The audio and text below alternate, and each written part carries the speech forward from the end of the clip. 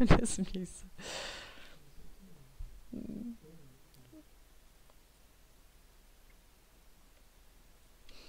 Dobrý den. Vítám vás na našich velkoobchodních stránkách. Ráda bych vám ukázala, jak postupovat při registraci. Jako první si najdeme myši na tlačítko pro přihlášení.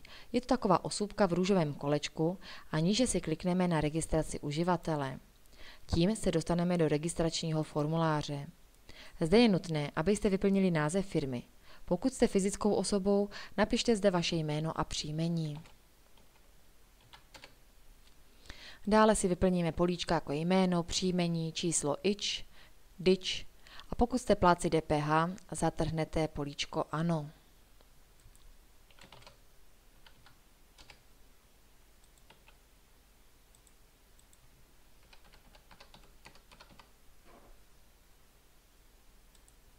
Dále je nutno vyplnit fakturační adresu.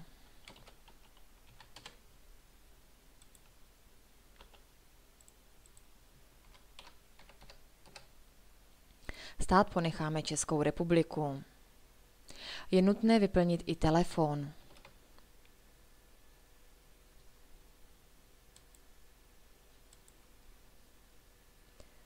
A e-mail.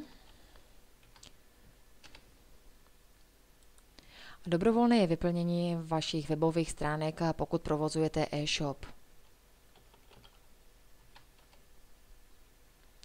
Pokud se vaše doručovací adresa liší od fakturační, prosím, vyplňte i tuto adresu. Je to vlastně adresa, na kterou vám bude chodit zboží. Dále si můžete zvolit vámi preferovaný způsob platby a preferovaný způsob dopravy. Přístup na váš účet. Zde si zvolíte přihlašovací jméno, pod kterým se budete přihlašovat na naše velkoobchodní stránky.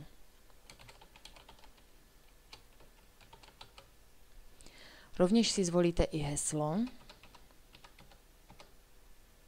Heslo potvrdíme.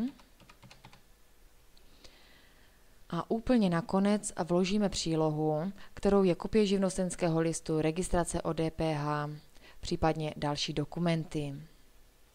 Pokud nám chcete k registraci něco sdělit, napište to prosím do poznámky. Úplně nakonec zatrhnete prohlášení, že souhlasíte s našimi obchodními podmínkami, které vám doporučuji přečíst. Opíšete zobrazované slovo a kliknete na políčko Souhlasím s podmínkami a registrací. Nahoře vidíte, že naše registrace proběhla v pořádku.